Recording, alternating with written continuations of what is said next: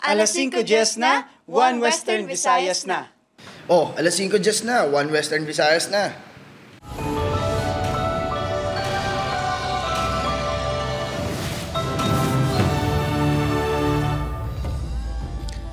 Mga balita nga aton tutukan subong nga Webes, mga nagreklamo nga ginbuhinan sa mga opisyal sa barangay ang ilan abaton nga ayuda mas nagdamo pa.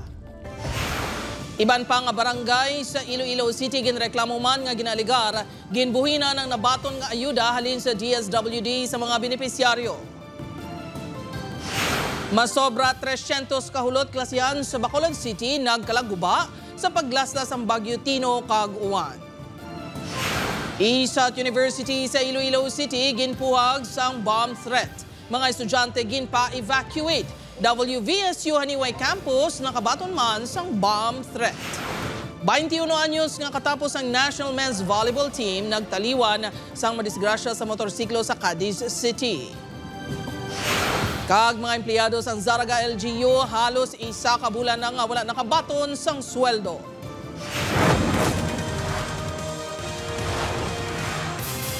Ini ang GMA Regional TV, One Western Visayas.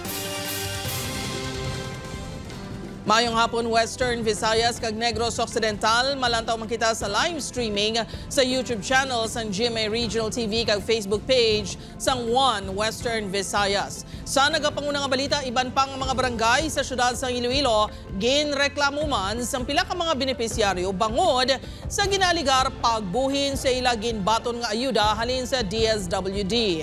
DILG 6 nagpaandam sa mga opisyal sang barangay. Si John Sala nakatuto. Naglabot na sa 11 ka mga barangay sa syudad sang Iloilo ang may nagareklamo nga benepisyaryo nga ginaligar ginabuhinan sang mga opisyal sang barangay ang ayuda halin sa aid to individuals in crisis situations ang DSWD-6.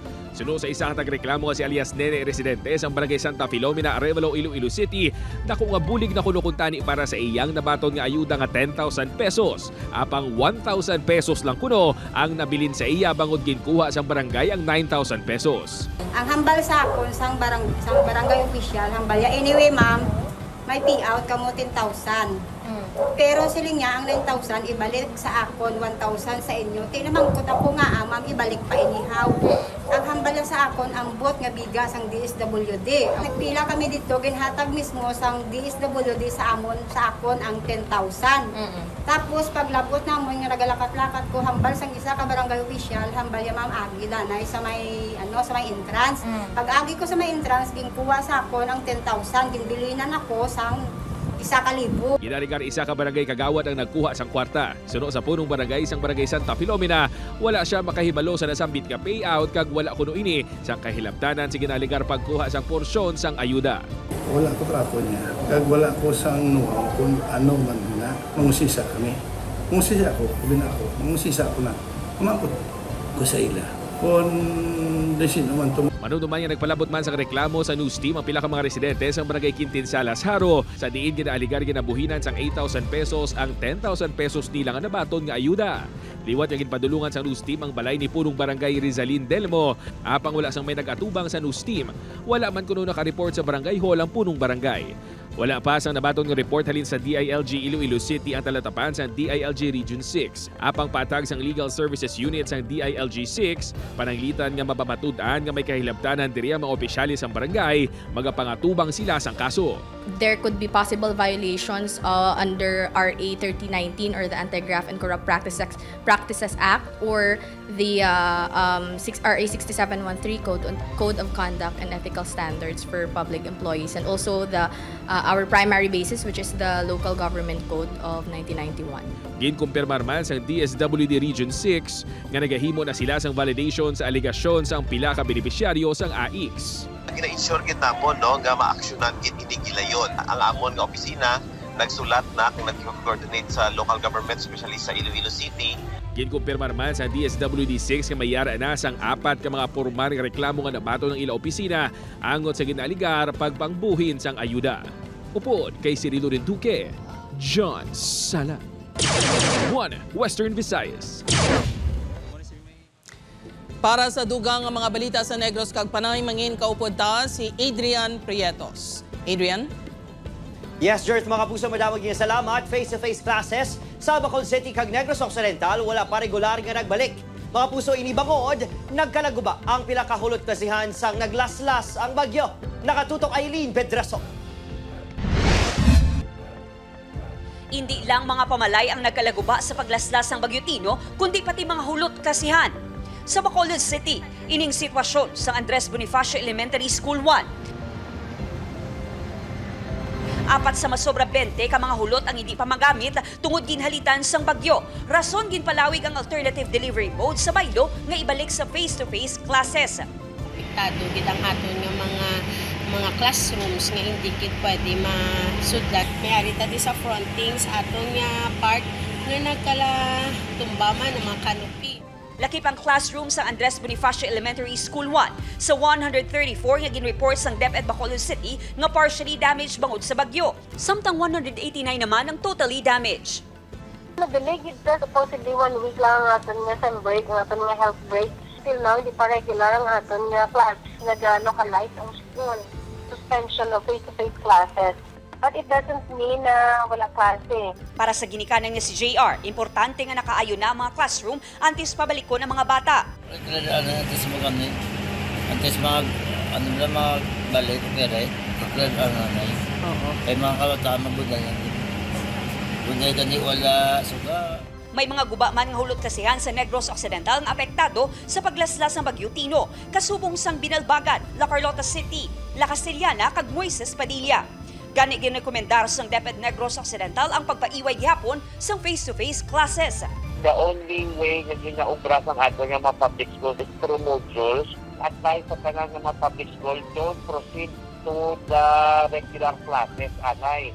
Psychosocial activities na just to prepare the learners. Sang November 11, nagpatigayon na sang inspeksyon ng probinsya kag DepEd sa pila ka mga eskwelahan sa probinsya. Padayon pa nga ginatipon sang PDRRMO ang reports ng sining mga LGU. Aileen Pedraso, 1 Western Visayas.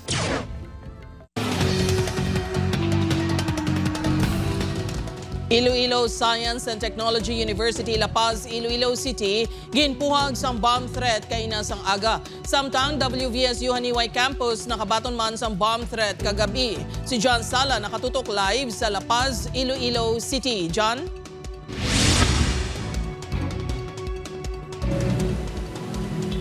Jared, matapos ang bomb threat kahapon sa University of San Agustin Basic Education Department, isa naman ka-bomb threat ang nagpuhag sa mga estudyante, manunudlo kag personnel sang ISATU kainas ang aga. Nakakuha sa exam kainas ang agang electronics engineering student kasilan sang hinali lang kuno sila ginpautan. Ginpagwa sila sa campus bangod sa ginapahayag bomb threat. Wala na gani kuno sinina dalang iyang bag bangod sa pagdali-dali. There was an ROTC cadet nga nagkadto sa classroom namon sang gakuha kami sang exam. The way I reacted, binilin ko ang mga gamit ko dito sa classroom namon. Amo lang niya nga dala ko subong. Sa investigasyon sang ISATU officials, nabaton sa isa ka social media page ang mensahe. May isa ka estudyante nga nakabasa sa among pamahog kag gilayon sini nga gitpahibalo ang ila advisor. Sa ginpalabota sa admin office, gilayon nga nagdeklarar sang suspensyon sang face-to-face classes kag ginpauli na ang mga estudyante. Suno kay Professor Heinz Gubakil, Information Officer sa Universidad, ginapadalma na sa karon sa otoridad kung sino ang nagpadala sa among bomb threat. Subok na lang pa kay daw eventually do nag-spread lang siya no ang inyong classes ang mensahe. So just to make sure nga secure ang atong kabataan, yung atong personnel, nagmando ang atong management nga i-suspend lang ang klase, nag-work from home lang ang atong mga empleyado. Sa hapon mabalik lang kita nga sa online sa aton mga klase. Nagtugas sa kakulba sa mga staff kag estudyante ang pamahog. Hindi ini ang labing unang ation nga may bomb threat sa universidad. Kung siya lang nagmuna, hindi na siya mangdalayag balas ang iba. Gusto man abi namon mag-eskwela tarong. Of course ang security sa mga kabataan and of course kami nga mga personnel man kag mga faculty man worry man kami sing safety hopefully no nga kung if ever kung sino man ang brasing mga amuna hindi na lang sila hindi na bala nila pag-iliwaton. Matapos ang inspeksyon ng old kag new site sa universidad, gindeklarar nga cleared kag wala sang bomba nga nakitaan sa sulod sa universidad. Ginpahog man sa isa ka bomb threat ang West Visayas State University Haniway Campus kagabi. Gin-report ang school personnel nga pasado alas 6:30 kagabi, nakabaton sila sang mensahe halin sa isa ka account nga ginhingadlan nga si Lou Lily nga nag-aligar nga mayara ini sang gintanom nga bomba sa registrar building kag may duwa pa ka bomba nga ginlapta sa grandstand. Pasado alas 9 na sang gabi isang gindeklarar nga negatibo sa bomba o kon eksplosibo ang lugar. Kahapon may kaangay man nga hitabo sa University of San Agustin Basic Education Department sa Sambagharo. Sa official statement, nagpasalig ang universidad nga nagakooperar sila sa investigasyon sa otoridad agod nga matumod ang may kahimuan sang pamahog. Nagmando man ang alkalde sang Iloilo City sa kapulisan sang mas mainid nga investigasyon. Ginkondenar naman sang PRO6 ang serye sa mga bomb threats. Nagpaandaman ang kapulisan sa mga nagahimo sini nga buluhaton nga magapangatubang sila sa kaso. Nasaad sa Presidential Decree No. 1727 Series of 1980 nga ginadumilian ng malicious dissemination of false information or the willful making of any threat concerning bombs, explosives, or any similar device or means of destruction.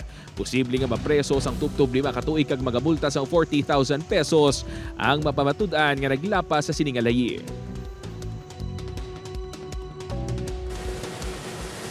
Jury suno sa university officials ang ISATU, may ara na sila sa ngalan kagamay nga impormasyon sa social media account nga nag-send sang bomb threat kag sa karon ginapadalman nila kung estudyante bala sa bulutuan o kung sino gidman ang nagapanag-iya sang amo nga social media account.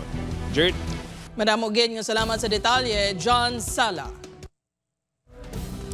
Mga kapusong nagtukod sa Special Investigation Team ang Iloilo Police Provincial Office sa kaso sang 7 katuig nga bata nga babayi nga ginhimuslan, ginpatay kag ginsulod sa sako sa barangay Tampukaw, Lambunaw, Iloilo sa Nobyembre 8. Suno kay Major Rolando Aranyo, tagpamaba sang IPPO, mayara na sang investigation team nga ginabugasan sa mga katapos ng Provincial Intelligence Unit sang IPPO nga nagatutok sa investigasyon. Dugang pa ni Aranyo, 7 na ang nalistang persons of interest sa krimen, lakip na diri ang lolo sang bata. Lunsay mga kasilingan sang biktima ang mga persons of interest. Sa iban pang balita, mga empleyado sang Zaraga LGU manug isa na kabulan nga wala sang sweldo. Problema nag-ugat sa suspensyon sang pila ka department heads. Si Julius Bilacaol nakatutok.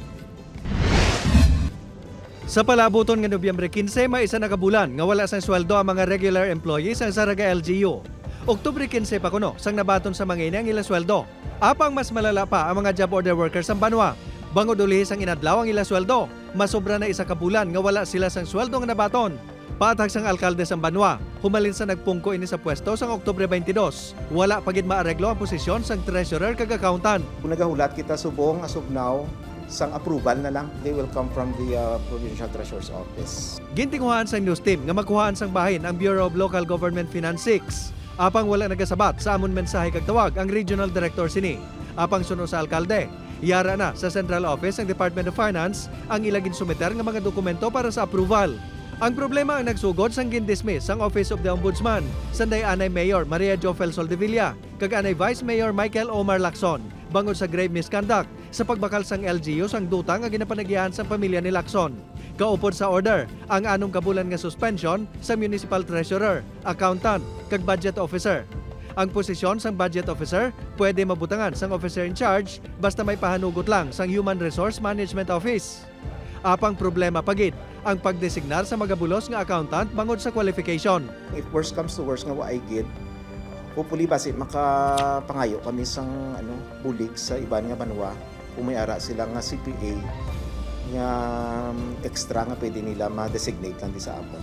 Magluwas sa sweldo pending man ang mga remittance ng LGU, subong man ang bayad sa bill sini. Ang empleyado nga si Raymond, makahulat-hulat pa man kuno kung saan ugid masolbar ang sitwasyon. Apang nagakahangawa ini siya kontribusyon. Di ang ako lang sang epekto lang sir, ang sa GSIS namon, away kami sa limitan. Kung sa ako lang pangabuhi sir, bisan paano lang kuan. So, saya. Pasalig naman ni Mayor Silveo, sa tion nga maplastar na ang tanan, magabalik naman sa normal ang sitwasyon sa LGU. Julius Bilacaol, 1 Western Visayas. Ini ang GMA Regional TV, 1 Western Visayas.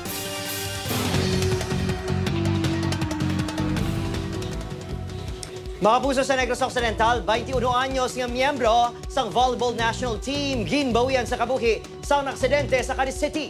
Yaring balita nga itong gintutukan.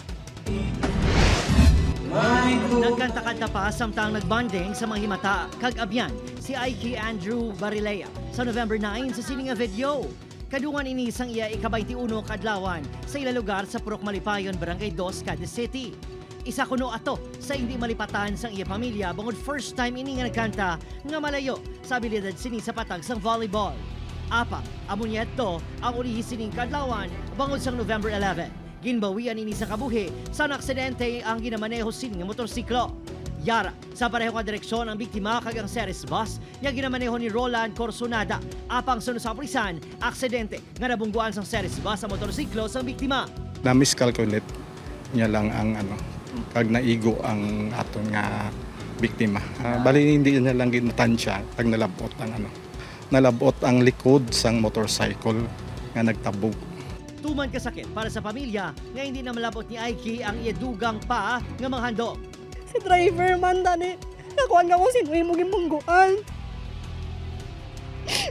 Ano nga bata ang ginanamuya mo muna.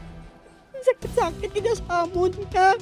Ano kung pwede pala nga akong kwaon, ibulos kay kadako sa muturo sa bata. 2020 ini nag-umpisa nga maghampang sa volleyball. Sa naghampang ini sa Tacloban, una nga nakitaan sa potensyal sang isa ka national volleyball coach, si Ike, bangod sa abilidad nakalabot na inihampang sa Japan. Tubtob nang inkabahin sang Alas Men para sa 2025 FIVB Volleyball Men's Championship.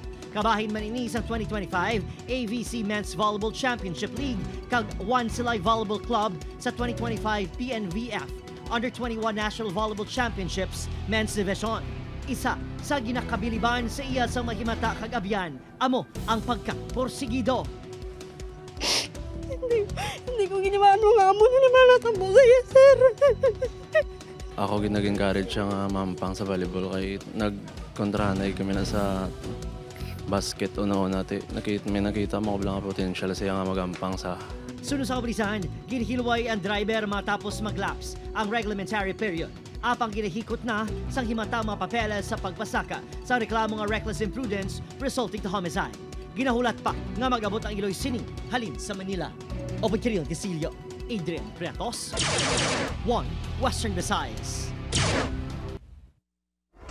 Mga kapuso, gilayon nga gindala sa ospital ang solterito nga ginaligar naglumpat sa Taytay sa Barangay Poblasyon, Alimudian, Iloilo kagabi. Sa video nga kuha sa tiyon sa insidente, makita nga ginatuwangan sa mga responder ang 15 anyos nga si alias Reggie. Base sa investigasyon sa Alimudian Police, may nagluntad nga hindi pagintindihan na isa tunga sang solterito kag sang kahagugma sini. Sa impormasyon nga nakuha sang kapulisan, yara na sa maayo nga kahimtangan ang biktima. Ang insidente ang ginauyatan na sang Women and Children Protection Desk sang Alimudian MPS kag natala na nga iga-refer sa MSWDO. Wala pa napakigangutan o kung nakapig-angot ang Alimudian Police sa ginapahayag kahagugma sang menor de edad.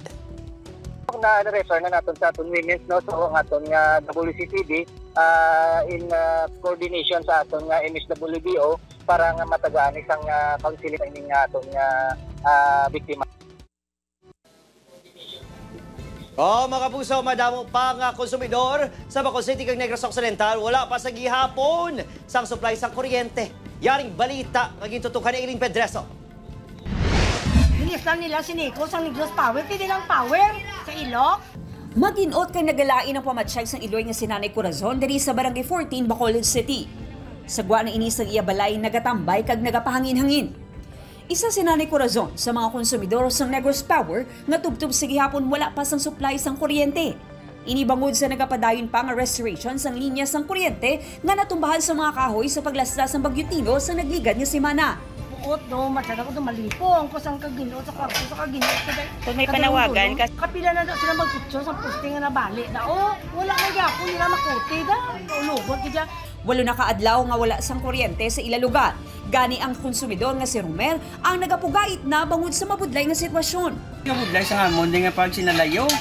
Kada gabi hindi kami may katulog, gabi kabataan, wala suga, ayawa nga pamaypay. Nagpatigayo na sa coordination meeting ang Bacolod City LGU kag Negros Power kapon agud istoryahan ang pagbalik sang supply sang kuryente sa syudad.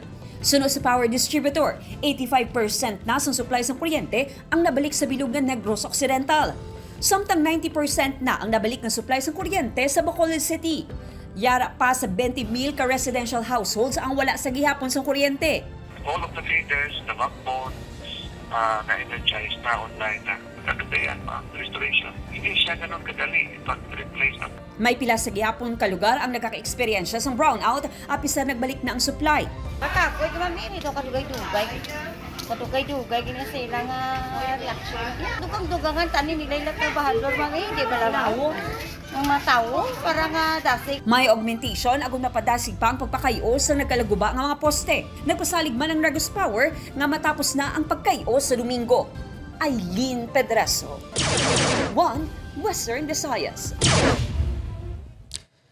Magluwas sa ginaduso nga saka sa plete sa mga public utility jeepney, posible man magsaka ang pamasahe sa taxi. Ini matapos ginduso sa Association of Taxi Operators in Panay ang adjustment sa flag down rate. Nagikan sa 50, ginaproponer nga magasaka sa 60 o 60 pesos. Ginaduso man ang pagpasaka sa 2 pesos sa succeeding kilometers. Halin sa 13 pesos kag 50 sentimos ini mangin 15 pesos kag 50 sentimos na. Mataas nga presyo sang gatong kag gasto sa operasyon sang taxi units ang ginatudlo nga rason sa mga operator sa ila petisyon.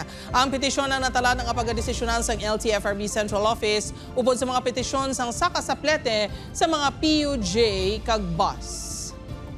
Ang evaluation sila will be ara sa aton board, no? Definitely they will be consulting NEDA about this requested fare increase. Ini ang GMA Regional TV, 1 Western Visayas.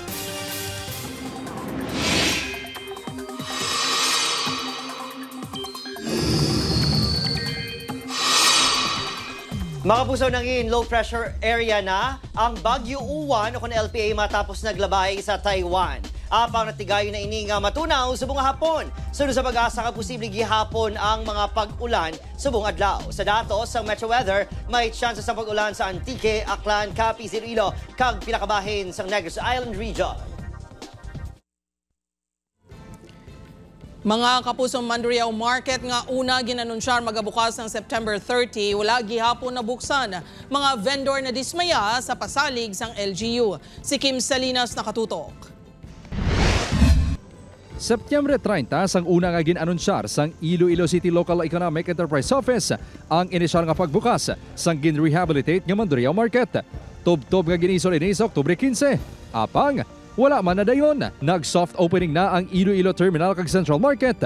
Ang Mandurriao wala sa gihapon mabuksan. Dismayado diri ang mga vendor nga kasubong ginapasalig lang ang ilabuot. Ni namin tani ka makahalin ni kay luta kami dandi, baha kami budlay. Ay wala CR. Sunod sa head sang Local Economic Enterprise Office, wala pa matapos ang pag-install sang tubig kag kuryente sa merkado. Apang mahimo na masayloan ang wet section. Pinambala natin si market in charge nga ma-start agad sa dalom. Maamat-amat agad sila sulod. Ang electricity natin, may mga abang siya but din-check pa sang aton nga task force voltahe if safe siya. So, din kayo pa. Apang sa pagsekyar sang news team sa merkado, kasubong nga wala sang preparasyon nga ginahimo sa pagbukas sa merkado. Nagkalatuman naman gani ang scene nga nagaserbe kodal sa paliwat sa merkado. Ang mga vendor sa wet section, nagapangalang-alang naman nga magsaylo. Saylo kasi muna, way mga kurente itong outlet to. May suga pero sa babaw lang. So tubig, wala pang tubig. Dugang sa mga vendor sa fruits and vegetable section, wala pa gani sila makaagi sa adjudication o kon proseso sa pagdeterminar sa ila pwesto. Nagpasalig ang LEO nga antes matapos ang tuig, makasaylo na mga vendors sa bag-o nga merkado. Upod kay Cirilo Renduque, Kim Salinas, 1 Western Visayas. Mga kapusong, nagumpisa na ang Proof of Purchase promo sa Kapuso Big Time Panalo Season 4. May chance nga magdaog ang mga manugbakal o kung sari-sari store owners. Over 7 million pesos ang papremyo. 4 ang may chance nga magdaog sa tig 1 million pesos sa grand draw. May maswerte man nga tagdaog sa pangkabuhayan package worth 50,000 pesos magluwas sa 1,000 daily kag 7,500 pesos weekly cash prizes. Ang official sending of entries nagumpisa sa October 18 tubtob December 26, 2025. Pwede maghulog sang entries sa participating Mercury Drug branches, GMA Regional TV and radio stations, kag selected outlets ng Pure Gold nationwide. Maghalong sa fake news, fake Facebook accounts, or scam texts. Tutok lang sa GMA kung magbisita sa official Facebook page kag microsites ang GMA promos para sa complete mechanics kag announcements.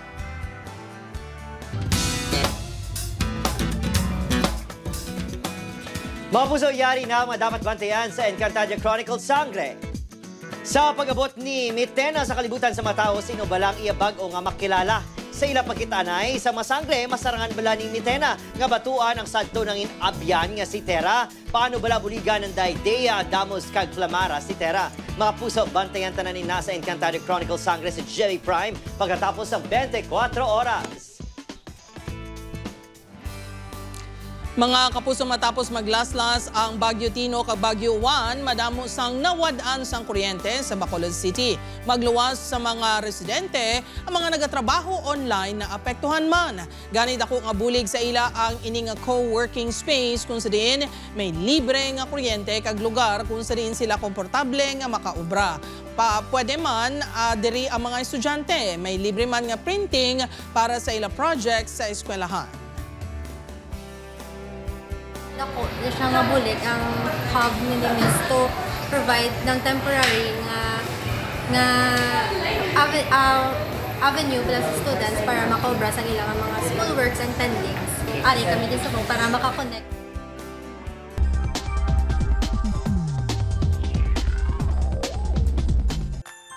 Mga kapuso, 42 days na lang, Pasko na. Ako si Gertrude Charlatan, ini ang One Western Visayas, bugos nga puwersa para sa mas dako nga misyon, kag mas masangkad nga pagserbisyo sa pungsod.